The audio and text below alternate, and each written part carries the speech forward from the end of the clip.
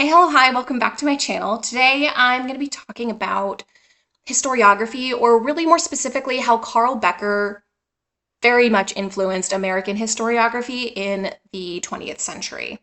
So historiography is basically just the study of the methods used by historians when they're developing history, like specifically for the academia field, which basically is anytime a historian is writing anything. Like, the whole point is to educate and enlighten, right, in some way. Historiography of like specific topics or specific people or specific works basically just takes into account all of the various factors that influenced whoever it was that published it or whatever the event that was being studied happened. To put it simply, historiography is the study of putting together history. Does that make sense? Well, I hope it does. So, you're ready. Buckle in.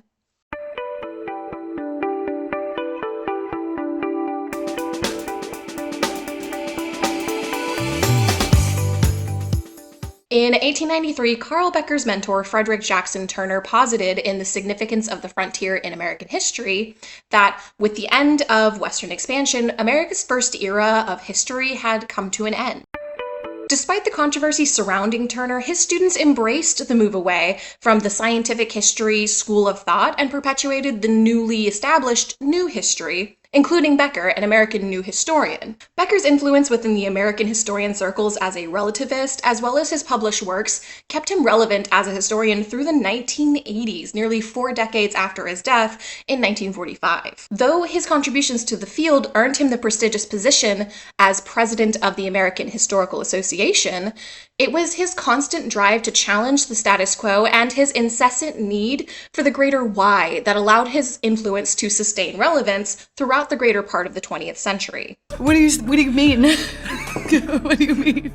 Prior to the 1900s, one of the most prevalent schools of historical thought, in America at least, was scientific history, otherwise known as source-based history or Rankian history. Don't at me, I probably said that wrong. Inspired by Leopold von Ranke, who lived from 1795 to 1886, scientific historiography focused on presenting the facts as they were, with no interpretation or speculative assertions by the historian. Just the facts, ma'am. Popularized in America in the 1880s, scientific historiography found a foothold in American historical writing. In a 1961 study of Becker by John Braeman and John Rule, it had been noted that, quote, Becker began his assault upon the idol of scientific history worshipped by the neo-Rankian followers of Herbert Baxter Adams as early as 1910. With his essay, Detachment of the Writing of History, the American New Rankians had oversimplified the teachings of the German master by interpreting his injunction, wie es eigentlich gewesen, which is how things actually were,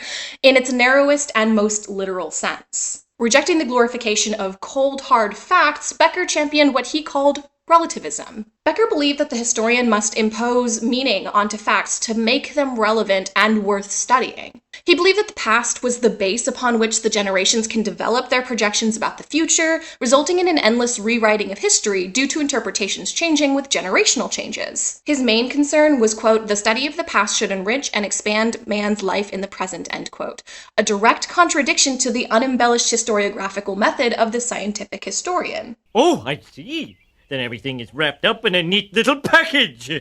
Throughout much of the 20th century, historians have struggled to put Becker's historiographical style into a neat box. Beginning in 1910, Becker has been described as a progressivist, believing that the progression of events built upon previous events towards a greater end. In many of his works, it is apparent that Becker believed that history's primary purpose was to help people in living more informed lives by building upon the past to manage their present lives better, in order to enable more successful futures. However, it was Becker's direct challenges to his fellow historians that left a lasting influence on American historiography in the 20th century. His contributions to relativist and progressivist schools of historiography were significant, if less impactful. Milton states in Enigmatic Carl Becker that it, quote, is quite clear that Becker's persistently besetting presence arises from his admonition to historians that their historical truths were less eternal verities wrung from the past by the dexterous tools of professional craftsmen than imaginative reconstruction of that past by ordinary mortals. Becker's reminder was neither caustic nor critical. It was merely a firm warning that the historian who thought otherwise was doomed to disappoint, end quote. Question. Question. In Carl Becker, Historian, an essay published in 1985, William McNeill explores the ever-changing focus Carl Becker held throughout his career. He states that Becker, quote, always reached for the larger and larger wholes, end quote, beginning with his location of his personal childhood history within United States history. United States history he finds within a transatlantic climate of opinion, and that opinion was the, quote, global context of 20th century cosmopolitanism and political controversy, end quote. Constantly asking questions, as he is best known for throughout his entire career, through numerous published reviews and critiques, precluded him from finding the motivation to conclude personal research without the need to find the next what if. Instead, he seemed to only have published when outside forces set deadlines, as was the case with both of his best-known works, Everyman, His Own Historian, and The Heavenly City of the 18th-Century Philosophers.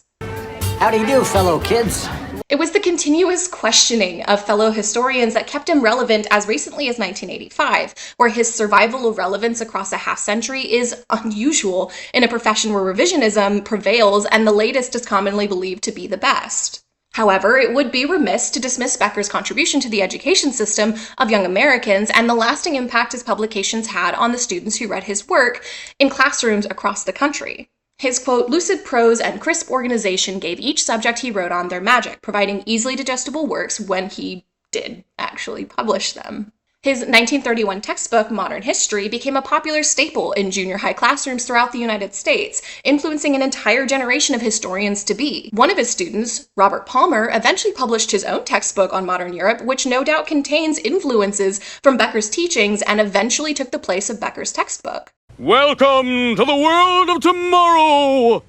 I do have an affinity for Becker's approach to historiography, possibly because I find myself identifying with the incessant need for more, while continuing to postulate that each individual's personal history makes up a larger history. I'm also fond of the notion that by virtue of existing, each person is capable of becoming a historian. While his speech, Everyman a Historian, was not necessarily the best received speech, I agree with his point. History, quote, reduced to its lowest terms, end quote, can be stated as the memory of things said and done. Therefore, if it's to be held true, quote, every person, Mr. Everyman, knows some history. With this personal history, Becker continues, Mr. Everyman is able to proceed with his tomorrows with the influence of his own past. Thus, at its basis form, the purpose of history, be it the individual history of Mr. Everyman or the greater history of civilizations, is to provide the necessary information to decide on how to move forward on sundry topics of varying degrees of importance. Additionally, as can be seen in What Are Historical Facts, a previously unpublished speech from 1926,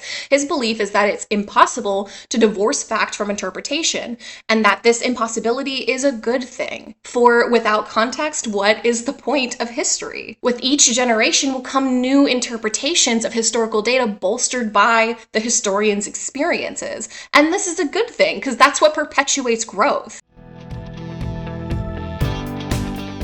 So while his works on the 18th century European Enlightenment have gone to the wayside, and many of his works are no longer studied, Carl Becker had a lasting influence on historiography by continually challenging his fellow historians. From his staunch anti-Neo-Ronchian works beginning in 1910 to the height of his career, and his affinity for relativism in the 1920s and 30s, and his textbook publication in the final decades of his life, Becker wanted to challenge how historians approached their study. Quote, whatever his shortcomings, he deserves praise for his leadership in the revolt against the false gods of scientific history. While he could not answer all the questions he raised, he did have the insight to ask them, end quote. And it was this insight that allowed him to have that lasting impact on historiography in the 20th century. Thank you so much for joining me on today's video. If you enjoyed this kind of content, please consider subscribing. If you liked this particular video, consider leaving me a like. Continue the discussion in the comments.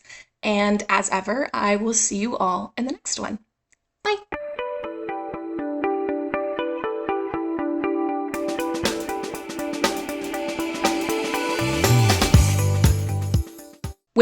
Nah.